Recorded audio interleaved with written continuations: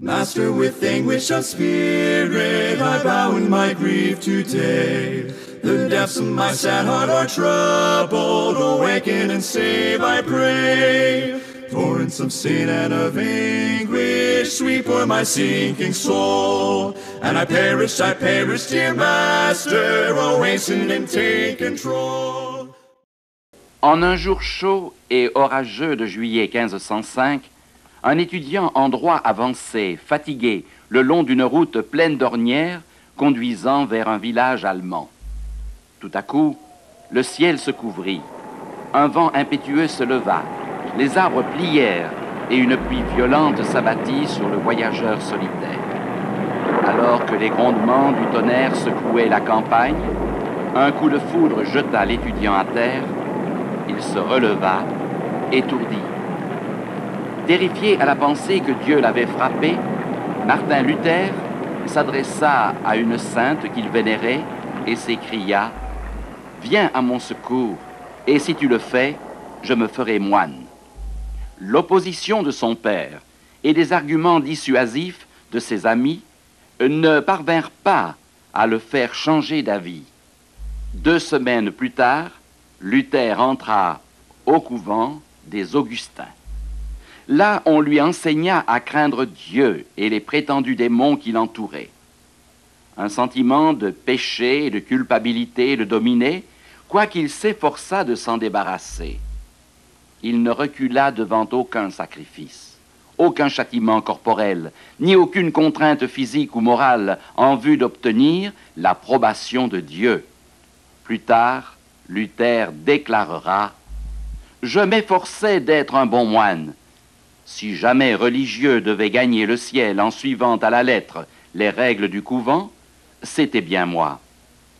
Si j'avais persévéré à me traiter ainsi, j'aurais fini par me tuer physiquement à force de veille, de jeûne et d'autres pratiques ascétiques. » En dépit de ses efforts désespérés pour satisfaire celui qu'il croyait être un Dieu courroucé, Luther ne parvint jamais à trouver la paix. Plus il cherchait à lutter contre le péché, plus il se sentait tourmenté et coupable. Que faire pour mériter le pardon de Dieu? Un homme peut-il acquérir le pardon et gagner la vie éternelle par ses bonnes œuvres? C'est ce qu'enseignent généralement les religions. Le christianisme seul fait exception. En Inde, des hommes à peine vêtus, étendus sur des lits de clous, croient qu'en torturant leur corps, ils s'attireront les faveurs de la divinité. Des pénitents se rouent de coups et se meurtrissent à l'aide de fouets et de chaînes. Des fakirs marchent sur des charbons ardents et recherchent la faveur par toutes sortes d'actes de contrition et de souffrance. Les bouddhistes croient obtenir l'éternité en construisant des pagodes et en y nourrissant leurs saints. Quant aux musulmans, ils aspirent à faire au moins une fois dans leur vie un pèlerinage à la Mecque et gagner les faveurs de Dieu en mourant pour la défense de l'islam. Aussi étrange que cela paraisse, nombreux sont les chrétiens qui, souvent à leur insu, font de même. Ils veulent gagner le ciel. Ils se rendent au service religieux, donnent des offrandes, obéissent à des règles, se montrent fidèles dans l'observation des 10 commandements, pensant ainsi gagner la faveur de Dieu et obtenir la vie éternelle. Un homme peut-il vraiment obtenir le salut de Dieu en s'infligeant des souffrances physiques et des pénitences?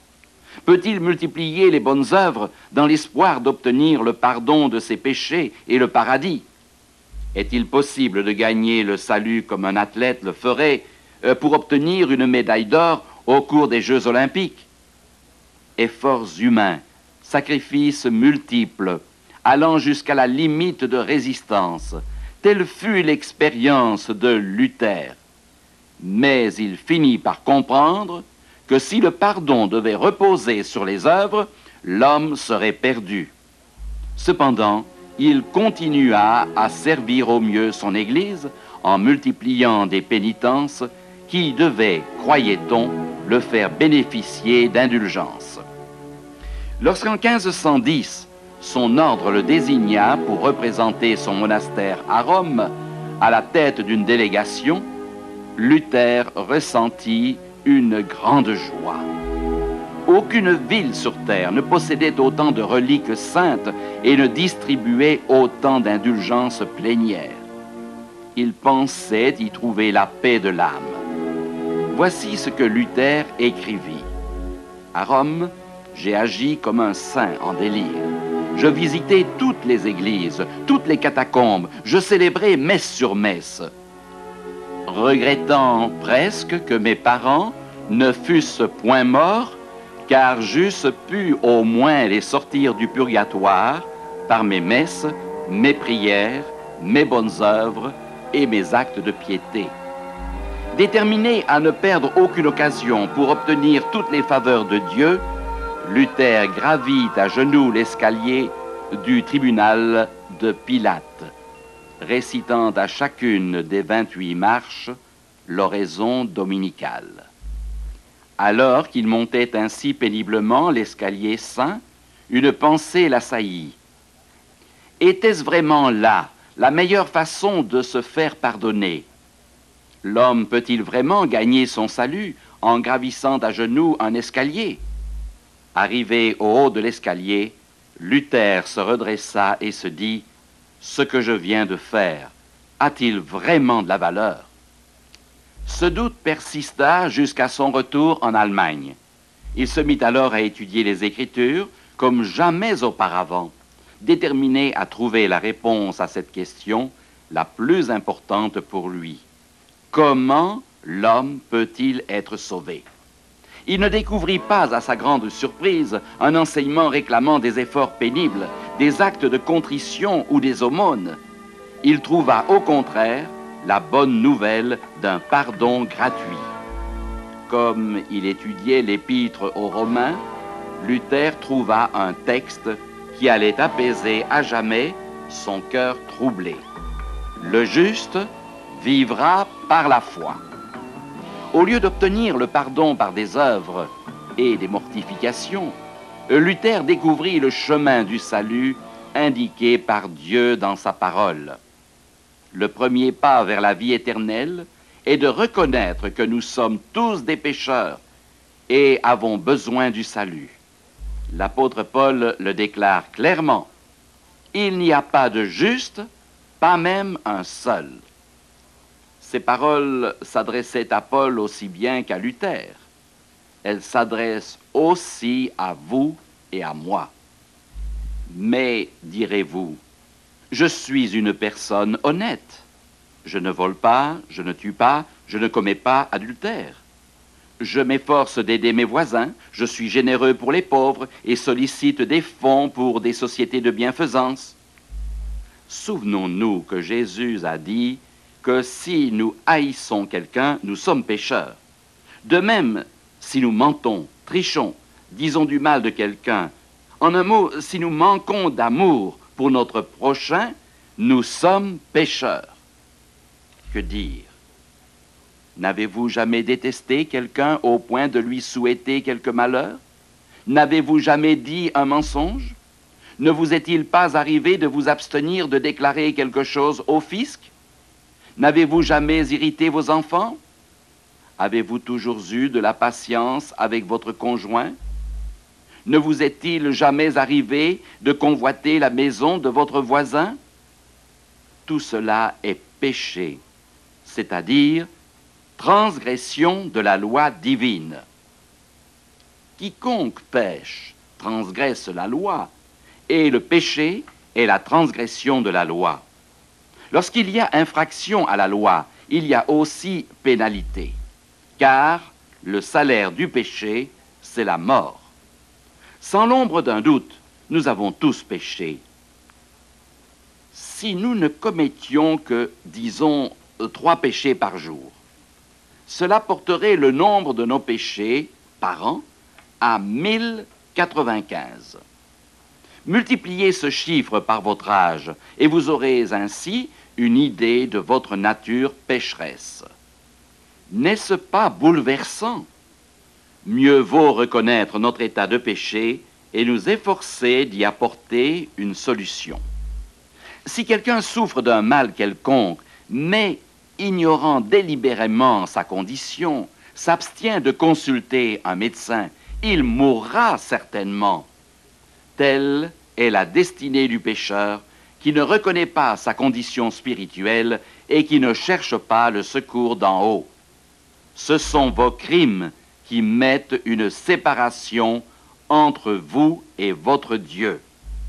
Dieu est la source de la vie, et quand Adam lui désobéit, il mit fin à une merveilleuse relation et commença à se diriger vers la mort. Paul décrit dans ces mots les conséquences du péché d'Adam. Par un seul homme, le péché est entré dans le monde, et par le péché, la mort. Et ainsi la mort s'est étendue sur tous les hommes, parce que tous ont péché. Tous les hommes et les femmes sont dans cette douloureuse situation. D'après la Bible, nous sommes des pécheurs, condamnés à mort. Cependant, Dieu, tout en nous parlant de condamnation, nous offre aussi un moyen de salut. Le salaire du péché, c'est la mort, mais le don gratuit de Dieu, c'est la vie éternelle en Jésus-Christ notre Seigneur. C'est par ce verset que Luther comprit que la vie éternelle est un don de Dieu. D'après l'enseignement de Paul, nous ne pouvons ni mériter ni gagner le salut, car c'est par la grâce que vous êtes sauvés, par le moyen de la foi, et cela ne vient pas de vous, c'est le don de Dieu. Ce n'est pas par les œuvres, afin que personne ne se glorifie. Si le salut pouvait être gagné, ce ne serait plus un don. Il n'y a aucune bonne œuvre qui puisse sauver qui que ce soit. Seule la grâce de Dieu, conséquence de son amour, peut sauver le pécheur. Le salut est offert gratuitement. Admettons que votre employeur vous donne une enveloppe en vous disant qu'il s'agit d'un cadeau. Vous ouvrez l'enveloppe et découvrez qu'elle contient un chèque du montant total de vos 2 dernières semaines de travail. Appelleriez-vous cela un cadeau? Certainement pas. Il s'agit d'un dû et non pas d'un don.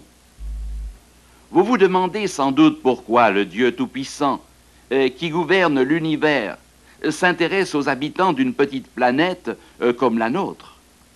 Pourquoi n'a-t-il pas abandonné l'homme rebelle à son sort, le laissant souffrir les conséquences du péché? L'apôtre Jean répond à ces questions. Dieu est amour.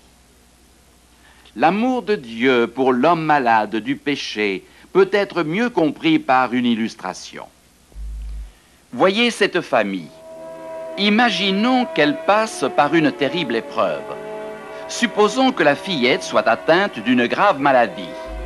Les parents ont suivi les conseils du médecin, mais en vain. Cependant, pas un instant, ils n'ont pensé à abandonner leur enfant. La maman l'entoure de son affection et de ses soins attentifs. Le papa se dépense sans compter pour son enfant. Pourquoi ces parents sont-ils capables d'un tel dévouement? Parce qu'ils aiment leur fillette et la savent toujours en danger. C'est ainsi qu'agit le Père céleste. Ces enfants de la terre sont malades du péché. Leur souffrance intensifie l'amour divin pour eux. Jamais Dieu n'a envisagé de nous laisser abandonner aux conséquences du péché. Les enfants de Dieu sur terre sont victimes d'une épidémie, le péché. Les douleurs et les souffrances qu'ils endurent ont intensifié l'amour de Dieu à leur égard. Pas un seul instant, Dieu n'a songé à nous abandonner à notre funeste sort. Jamais il ne lui est venu à l'esprit de nous laisser subir les conséquences de notre désobéissance sans intervenir et nous donner une possibilité de salut.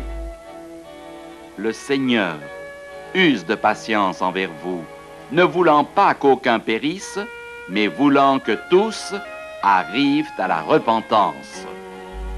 Que nous soyons bons ou mauvais, Dieu nous aime et il désire nous sauver. Il ne veut la mort de personne. Un fait est certain, nous avons tous péché. Nous nous sommes tous rebellés contre Dieu. Nous avons tous transgressé ses commandements. Un gouvernement ne peut tolérer l'anarchie. Les fauteurs de troubles doivent être punis. Transgresser la loi de Dieu est une affaire très grave, car le péché nous sépare de Dieu. Or, Dieu est la source de la vie.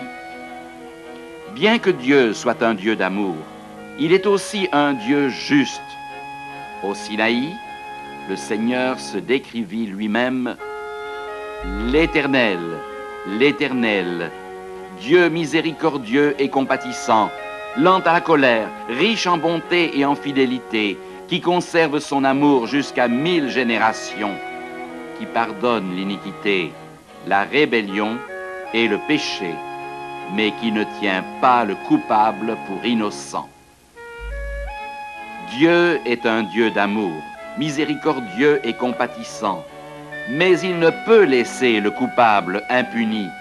Il ne peut ignorer le péché et ne peut changer sa loi. Il ne peut considérer le mal comme s'il était le bien. Ceux qui ont péché mourront, car ils se sont séparés de Dieu, la source de la vie. Mais n'y a-t-il pas de solution? Dieu a trouvé le moyen de nous sauver sans enfreindre sa justice. Il a trouvé un substitut pour mourir à notre place, un remplaçant qui payerait le prix de nos fautes afin que le pécheur vive. L'apôtre Jean dit « Dieu a tant aimé le monde qu'il a donné son Fils unique, afin que quiconque croit en lui ne périsse pas, mais qu'il ait la vie éternelle. » Jésus est venu vivre sur la terre comme un homme et affronter les mêmes difficultés et les mêmes tentations que nous. Par sa parfaite obéissance, il prouva que le mal peut être dominé par le bien. Ainsi, en tant que Fils de l'homme, n'ayant pas péché, Christ prit sur lui le péché de tous les hommes et mourut à leur place. Car, comme par la désobéissance d'un seul homme, beaucoup ont été rendus pécheurs, de même par l'obéissance d'un seul, beaucoup seront rendus justes. La mort de Jésus n'avait pas pour but d'apaiser un Dieu courroucé. C'était ce qu'avait d'abord cru Luther. Jésus s'est offert lui-même pour nous sauver. L'amour de Dieu était tel qu'il n'a pas hésité de donner en sacrifice Jésus, son Fils unique, désigné comme l'agneau de Dieu.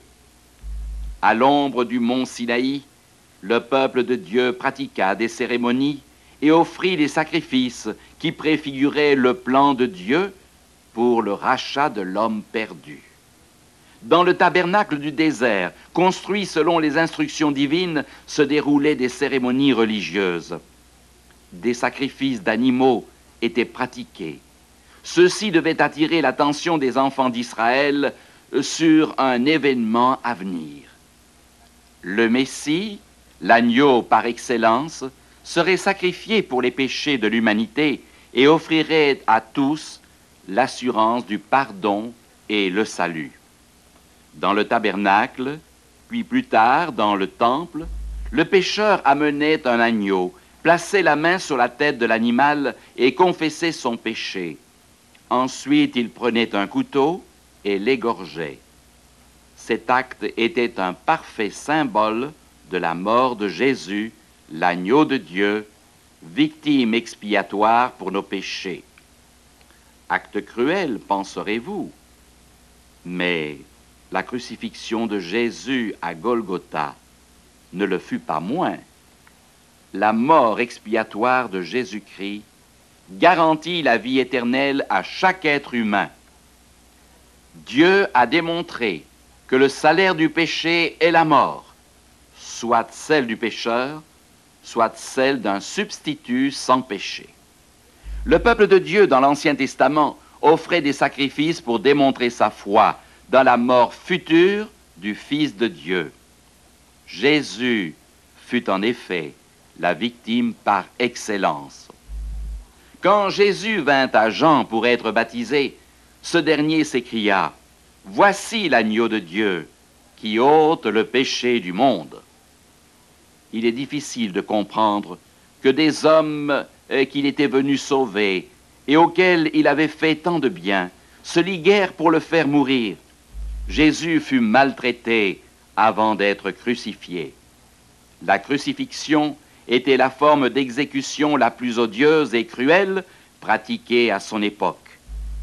La croix employée pour l'exécution de Jésus aurait dû porter Barabbas, un séditieux criminel, qui méritait la peine capitale, mais la Bible précise que celui qui n'a pas commis de péché et dans la bouche duquel il ne s'est pas trouvé de fraude a porté nos péchés en son corps sur le bois. Dans sa mort, il s'est identifié au pécheur. Il a été crucifié entre deux brigands. Au moment où Dieu plaça sur lui les péchés de l'humanité, il s'écria, « Mon Dieu, pourquoi m'as-tu abandonné ?» Il a senti tout le poids de la séparation qu'apporte le péché. Jésus ne put supporter la douleur d'être séparé de son Père. Elle brisa son cœur. La foule criait, « Il a sauvé les autres et il ne peut se sauver lui-même. » En effet, il ne pouvait se sauver lui-même, car à ce moment-là, il incarnait Dieu payant la rançon d'une race perdue par sa transgression de la loi. Ce Dieu juste, dont l'amour ne pouvait être satisfait que lorsqu'il aurait replacé l'homme au sein de sa famille originelle, donna son propre Fils pour mourir à la place de l'homme. Jésus a été traité comme nous mériterions d'être traités. Par cet acte, nous bénéficions des bénédictions qui lui revenaient. Il a été condamné pour nos péchés. Il a souffert notre mort afin que nous ayons la vie éternelle. C'était la seule façon d'agir pour que Dieu puisse nous accorder la vie éternelle sans bafouer sa justice. Depuis, c'est par un acte de foi de notre part que Dieu peut nous faire bénéficier de la vie parfaite que le Christ a vécue. Paul écrit, « Car c'est par la grâce que vous êtes sauvés par le moyen de la foi. » Cette foi est le point central du salut. Quand le geôlier de Philippe a demandé à Paul ce qu'il devait faire pour être sauvé, Paul a répondu, « Crois au Seigneur Jésus, et tu seras sauvé, toi et ta famille. » Toutefois, le fait d'accepter pour vrai le fait historique de la mort du Christ ne suffit pas à nous sauver. La Bible dit, « Tu crois qu'il y a un seul Dieu? Tu fais bien. » Les démons le croient aussi, et ils tremblent. Croire en Jésus est plus que reconnaître qu'il mourut il y a près de 2000 ans. La foi qui sauve, c'est croire au sacrifice du Christ pour le rachat de chaque péché commis. C'est croire que Jésus seul peut nous sauver. Aucun être humain ne peut s'arroger ce pouvoir. La gloire n'en revient qu'à Dieu. Dieu offre sa grâce. La part de l'homme est la foi. Mettre en Dieu notre confiance et le laisser contrôler notre vie, telle est notre part. Accepter le salut est si simple, et cependant, pour certains, cela semble si compliqué. Nous ne pouvons gagner le salut, nous ne le méritons pas, mais un Dieu d'amour désire nous le donner, si nous voulons bien l'accepter. Si un ami vous offre un présent, allez-vous offrir de le payer? Bien sûr que non, vous l'acceptez avec plaisir et reconnaissance. Jésus nous offre sa justice et son salut. C'est un don d'amour. Si nous voulions le payer, nous n'en aurions pas les moyens. Tendons la main et acceptons-le joyeusement. Allons comme nous sommes et agenouillons-nous au pied de la croix. Et là, prions. Père céleste, je reconnais que je suis un pécheur et que j'ai besoin de ton aide. Je désire accepter Jésus comme mon sauveur. Pardonne mes péchés et prends le contrôle de ma vie. Je te remercie d'entendre et de répondre à ma prière. Au nom de Jésus, Amen. Au même moment, Dieu vous accorde la vie éternelle. Celui qui a le Fils a la vie. Celui qui n'a pas le Fils de Dieu n'a pas la vie. Je vous écris ces choses afin que vous sachiez que vous avez la vie éternelle, vous qui croyez au nom du Fils de Dieu.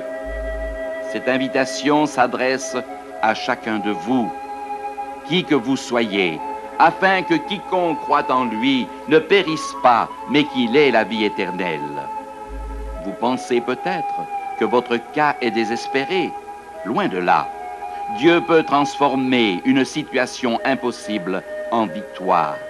Aucune vie n'est trop mauvaise, ni aucun péché trop grand pour vous priver du pardon de Jésus. Sur la croix, Jésus fut placé entre deux pécheurs. Tous les deux étaient des criminels. Alors qu'ils étaient en proie à d'atroces souffrances, la Bible dit qu'ils se moquèrent de Jésus. Mais alors que le jour avançait, un des brigands qui, selon la tradition, avait entendu prêcher Jésus et l'avait vu accomplir des miracles, finit par comprendre l'amour que Jésus déployait à ce moment-là. Il vit Jésus, les pieds et les mains cloués sur la croix, ne laissant échapper aucune plainte. Puis, il l'entendit dire, « Père, pardonne-leur, car ils ne savent ce qu'ils font. » Un étrange sentiment remplit le cœur du brigand. L'autre criminel l'injuriait en disant, « N'es-tu pas le Christ? Sauve-toi toi-même et sauve-nous. » Le brigand n'avait jamais connu un tel amour. Toute sa vie repassa devant lui. Il reconnut ses péchés et sentit son état désespéré. Il réprimanda même l'autre brigand pour ses moqueries. Puis, il se tourna vers Jésus. Celui-ci n'avait certes pas l'apparence d'une personne qui pouvait lui venir en aide. Et pourtant, il y avait en lui, en dépit de son agonie, une telle majesté, une telle puissance. Assurément, pensa le brigand, cet homme doit être l'agneau de Dieu dont les prophètes ont parlé, le Messie qui doit mourir pour les péchés du monde. Et le brigand repentant s'écria du plus profond de son âme, « Souviens-toi de moi quand tu viendras dans ton règne. » Sur-le-champ, Jésus répondit, « Tu seras avec moi dans le paradis. » Quelle promesse! Jésus s'engagea à se souvenir du brigand repentant qui, par la foi, venait d'obtenir le salut. Aujourd'hui, Jésus désire nous donner la même assurance. Dans l'Apocalypse, le dernier livre de la Bible, Jésus se décrit comme frappant à la porte de notre cœur et attendant que nous l'invitions à entrer. Il est à l'écoute et attend notre décision. Pourquoi n'ouvririez-vous pas votre cœur aujourd'hui même, l'invitant à y entrer et à être le Sauveur et le Seigneur de votre vie?